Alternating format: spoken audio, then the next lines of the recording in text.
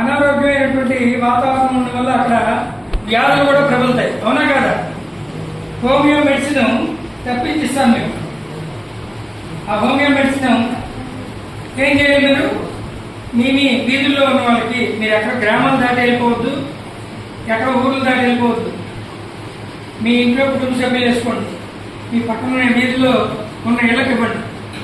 ఇక్కడ మంచి కార్యక్రమం చేయడం అవసరం కదా? అవునా? డయేరియా ప్రబలకుండా, జ్వరాలు రాకుండా హోమియో మెడిసిన్ మనం ఇస్తాం. ఆ కార్యక్రమం తొందరలోనే మీకు ఒక వారం 10 రోజుల్లో మెడిసిన్ ప్యాకెట్స్ ఇస్తాం.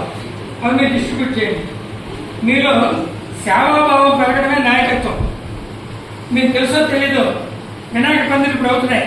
వినాయక చవితి అయింది కదా? మీరు రోజు సాయంత్రం అక్కడ ఉన్నారు, పందిరిలో ఉన్నామా? అక్కడికి వెళ్ళి మీరు తెలుసుకున్నది కాదు, మీరు చేస్తుందే నాయకత్వం.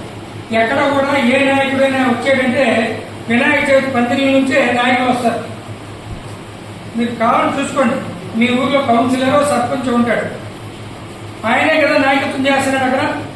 అంటే ఆయన చిన్నప్పటి నుంచో 10-15 సంవత్సరాల నుంచో ఆ వినాయక చవితి కార్యక్రమాలు చేయబట్టి ఈరోజు అక్కడ సర్పంచ్గా ఎన్నుకోబడ్డాడు, లేదంటే ఆ వార్డుకి మెంబర్గా ఎన్నుకోబడ్డాడు, లేదంటే ఆ వార్డులో కౌన్సిలర్గా ఎన్నుకోబడ్డాడు. భవిష్యత్తులో ఆయనే మంచి ఉన్నత పదవులు సంపాదిస్తాడు, ఉన్నత ఉద్యోగాలు సాధిస్తాడు. మీరు మైండ్ మెచ్యూరిటీ వస్తుంది. మైండ్ మెచ్యూరిటీ రావడానికి కూడా మీరు సేవా కార్యక్రమాలు చేయాలి.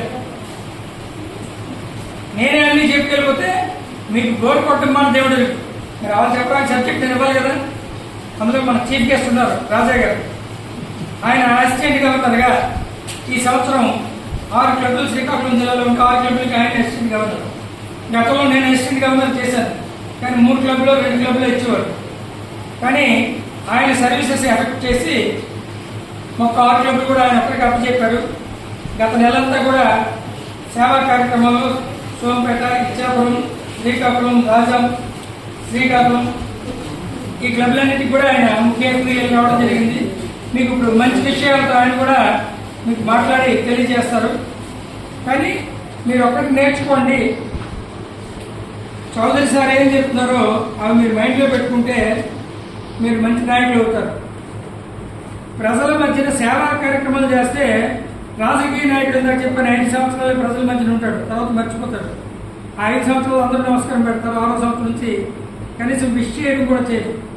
కానీ నువ్వు ఇంటరాక్ట్లో ఉంటే నీ కంట్రోల్లో ప్రాణం ఉన్నంత వరకు నీ ఉపాధ్యాయుడికి నువ్వు ఎలాగైతే నీకు 100 సంవత్సరాలు వచ్చినప్పుడు కూడా నీ ఉపాధ్యాయుడు బ్రతుకుంటే ఎక్కడ కనిపించినా మనం నమస్కారం పెడతాం కదా. నువ్వు ఒక పేషెంట్కి లేదా ఒక కుటుంబానికి ఏదో సందర్భంలో ఒక రక్తం ప్యాకెట్ కానీ సత్తుగా చేస్తే జీవితకాలం నీ కంట్రోల్లో ప్రాణం ఉన్నంత వరకు ఆ కుటుంబం నిన్ను మర్చిపోదు. అలాంటప్పుడు మనం ఇంటరాక్ట్ క్లబ్ నుంచి ప్రారంభించడం అవసరమా కాదా? ఉండాలా లేదా? మనం ఉండాలి కదా.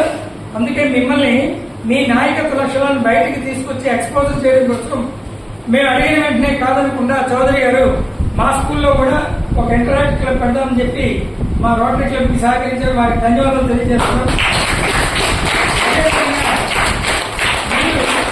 మీ పాఠశాల ఉపాధ్యాయులకు, అదేవిధంగా మీ ప్రిన్సిపల్ గారికి కూడా జీవితాంతం ఉపాధ్యాయ విభాగంలోనే రుణం పడి ఉండటం కాకుండా ఈ సమాజ సేవలోకి మిమ్మల్ని భాగస్వామ్యం చేసినందుకు మీరు జీవితకాలం ఆయన రుణపడి ఉంటారు. ఆయనకు కూడా ధన్యవాదాలు తెలియజేయాలని చెప్పి కోరుకుంటూ థ్యాంక్ యూ.